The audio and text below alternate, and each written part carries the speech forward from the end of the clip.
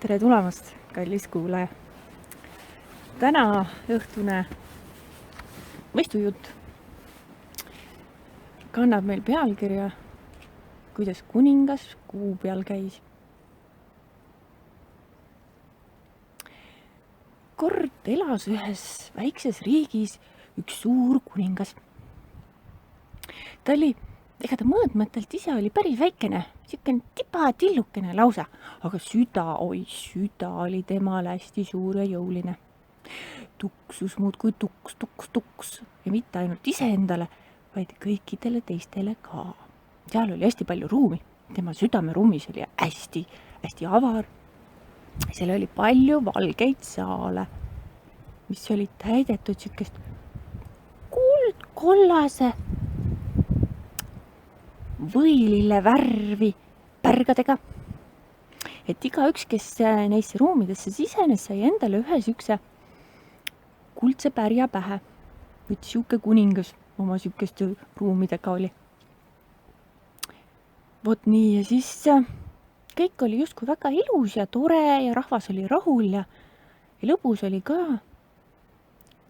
Aga siis ühel õhtul istub kuningas oma aias. Hästi siuke hoolitsetud ja ilus ja korralik aed ja vaatab tema üles taeva poole. Näeb seal siukseid üksikuid tähti siramas ja üks eriti pilgutab talle silma niimoodi vahepidamata, nagu justkui kutsuks enda juurde. Ja siis kutsuks nagu vestlusele või tantsule või.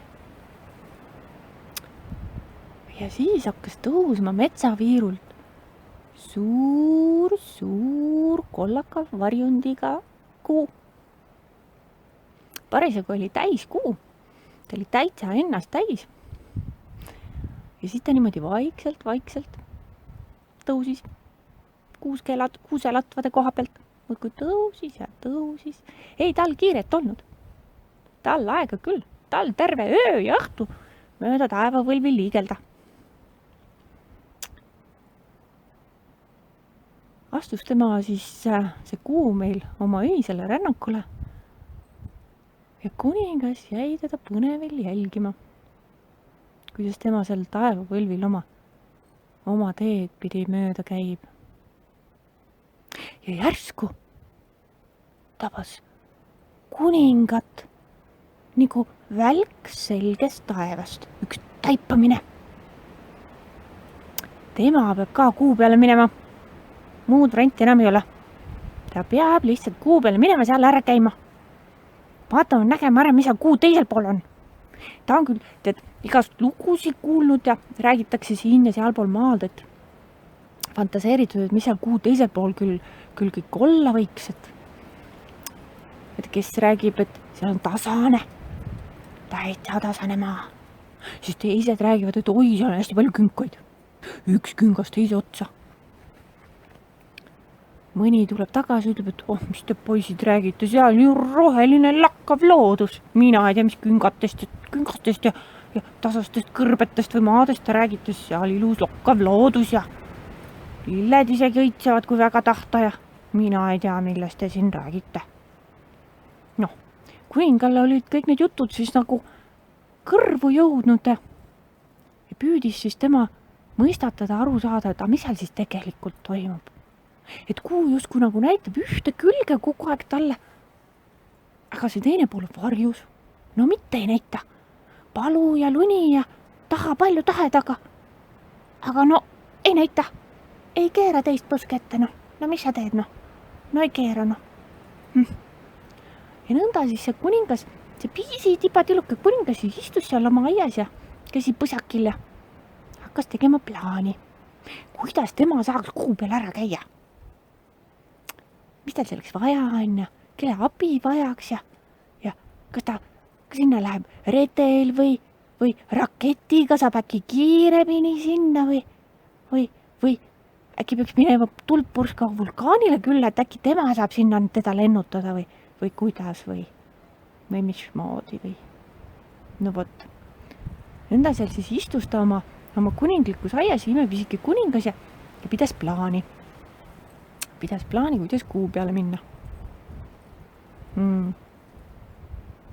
Istus tema seal ja järsku kalpsas temast mööda üks rõõmus väike valge jänkupoiss. Ja kohe tema kannul oli ka üks valge jänkutüdruk ka. Kohe selja taga tuli, jooksid temad oma jänkuurgu. Ilusa tammepuu all varjus seal niimoodi kivi all oli neil oma jänkuurg. Üks läks ees, teine järgi. Pugesid nemad oma sinna jänkuurgu ja mõnusasti sinna sooja peitu magama. Kuningas vaatas seda pealt ja järsku taipas, et kuulge, ma peaks minema jänkudele külla. Pole nendega ammu juttu teinud, et ma lähen vaatan, mis nad seal teevad ja äkki neil on mingi head juhtnöörid, et kuidas ma sinna kuu peale saaksin. Mõeldud tehtud. Korjas tema siis see kuningas meil oma kodinad ülesse ja seadis sammud jänkuuru poole. Kõnnib tema siis niimoodi tatsat. Hüüab juba kaugelt. Jänkud, jänkukesed, jänkujuta, jänkukalle. Kas te olete kodus? Ma just nägin, te läksite koju. Tohib, ma tulen teile külla. Juta, Kalle. Jälle Juta, kopp. Tohib siseneda.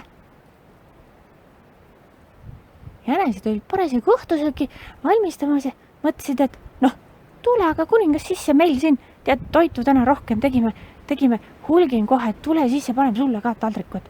Et näe, istume siia ilusti kolmekesi laua taha õhtus sööma ja räägime puhub pisut juttu ja tegime maitsvat auravat kooki ka, siuke aurav kõrvitsa, kuldkollane kõrvitsa kook, oi kui hästi tead lõhnab, et maitseb tõenäoliselt veel paremini kui lõhn on. No vot, istusid nad siis laua taha ja mõnusasti juttu puhuma, et kes kõik kus käinud on ja mis ära näinud on ja siis kuules seal kuningas neid jänku-juttusid ja siis lõpuks maldas küsida, et kuulge jänkukesed, mul siuke mõte tuli täna õhtul, et üks särav täht tegi mulle kogu aeg silma ja siis ma tundsin oma südames kutset minna kuu peale. Kas te teate, kuidas ma sinna kuu peale saaksin? Tead, kohe süda ei anna rahu enam. On vaja kuu peal ära käia, teistmoodi lihtsalt enam ei saa. Ei saa rahu enam. Tuleb kuu peal korra ära käia, vaadata, mis seal on ja siis tagasi tulla ja siis äkki on süda jälle rahul. Jänku Juta vaatab siis isa Kallele otsa ja vaatavad seal pikalt niimoodi vaikides ja nagu vahetaks nagu salamõtteid oma vahel ja siis mõlemad pööravad oma pilgud siis, siuksed mõistvad, soojad, armastavad pilgud siis selle väikese kuninga suunas ja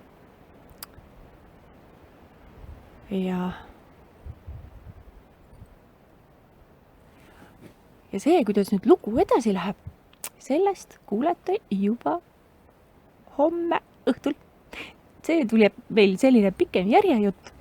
Nii et tänases esimeses osas kuulsite siis sellest, kuidas kuningal tuli idee ja kuidas tal läks esmajärjekorras siis jänkude juurde küsima abi, nõu ja toetust, kuidas saada kuu peale. Aga aitäh, kuulaja, et tulid minuga veetma seda õhtuaega siin ja eks siis kohtume homme õhtul jälle. Ilusat õhtut sulle, kallis kuulaja.